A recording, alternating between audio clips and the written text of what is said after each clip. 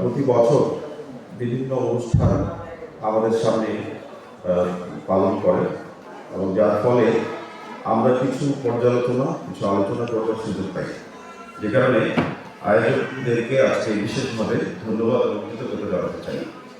আমার পূর্ববর্তী যে বক্তা নীল অত্যন্ত চমৎকারভাবে শিক্ষার যে আমাদের ইউনিয়ন থেকে গ্রাম পর্যায়ে এবং শহর পর্যায়ে কী ধরনের পার্থক্য এবং বৈষম্য হচ্ছে চমৎকারভাবে সে তুলে ধরেছে।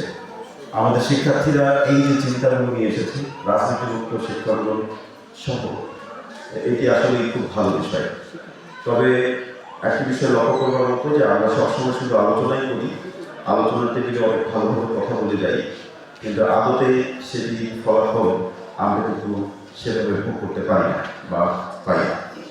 তো মূলত আমাদের নীল যে কথাটি বলেছে যে আমাদের যে সিস্টেম, আমাদের যে সরকার বাহাদুর রয়েছে বা যারা এই শিক্ষা পদ্ধতি সহ প্রণয়নের কাজটি করেন, তাদেরকেই আসলে এগিয়ে আসতে হবে। আমাদের অনেক সমস্যা আছে, অনেক সংকট আছে।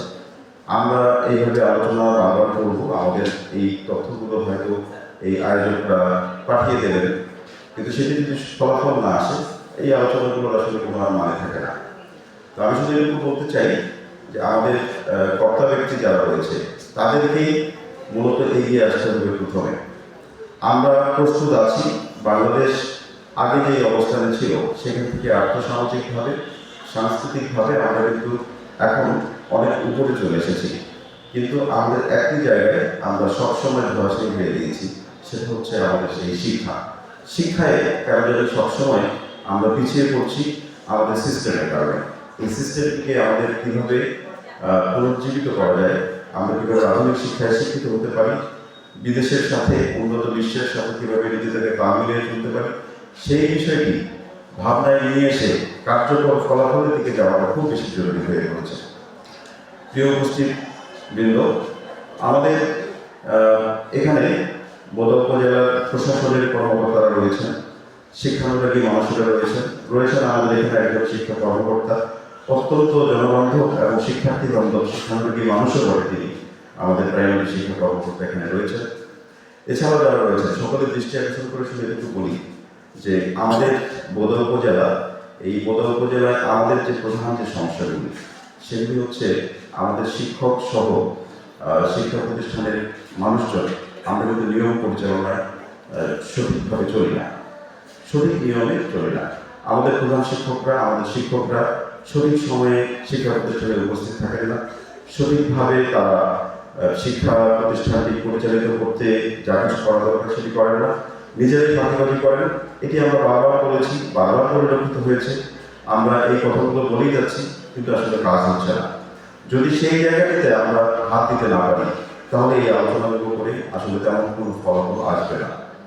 প্রিয় উপস্থিতিবৃন্দ, শুধু এইটুকু বলি, আপনারা দেখেন যে আমাদের যেই শিক্ষকদেরকে অনেক বেশি অভিজ্ঞ করে তোলা হচ্ছে নানা ট্রেনিং এবং প্রশিক্ষণের মধ্য দিয়ে, কিন্তু আমাদের শিক্ষা প্রতিষ্ঠানে এই শিক্ষকদের মধ্য দিয়ে তেমন শিক্ষা ব্যবস্থা কোনো ফলাফল আসছে না। কারণ মনে হচ্ছে যে কোচিং ছাড়া, প্রাইভেট ছাড়া আমরা শিক্ষায় কোনো পারদর্শিতা অর্জন করতে পারছি না। কিন্তু ওই কোচিং সেন্টারে বা ওই প্রাইভেট সেন্টারে দেখা যায় যারা অধ্যাপনা করছেন, শিক্ষকতা করছেন, আমাদের যে অ্যাপয়েন্টমেন্টের শিক্ষকরা রয়েছেন তাদের থেকে একাডেমিক বিচারে অনেক কম যোগ্যতা সম্পন্ন ব্যক্তিরা কিন্তু সেখানে পড়াচ্ছেন। তবুও সেই কোচিং সেন্টারে বা সেই প্রাইভেট বাণিজ্যের সেই মানুষগুলির দ্বারা আমাদের শিক্ষার্থীরা প্রকৃত শিক্ষিত হয়ে উঠছে, কিন্তু আমাদের শিক্ষা প্রতিষ্ঠানের যে শিক্ষকরা পড়াচ্ছেন সেখানে আমরা সঠিক শিক্ষা ব্যবস্থা যে প্রচলিত রীতি, যে ফলাফল, সেটি আমরা পাচ্ছি না।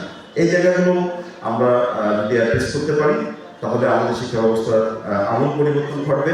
আমরা যদি ডিসিপ্লিনের সাথে, নিয়মানুবর্তিতার সাথে আমরা যদি আমাদের কাজগুলো করতে পারি, প্রত্যেকে আমাদের অভিভাবকের যে কাজ রয়েছে, একজন শিক্ষকের যে কাজ রয়েছে, একজন কর্মকর্তার যে কাজ রয়েছে, আমাদের সামাজিক মানুষ হিসেবে আমাদের যে কাজ রয়েছে, সেই দায়িত্বগুলি সম্পর্কে যদি আমরা সচেতন হতে পারি তাহলেই শুধুমাত্র আমাদের শিক্ষা ব্যবস্থায় বিপ্লব ঘটানো সম্ভব।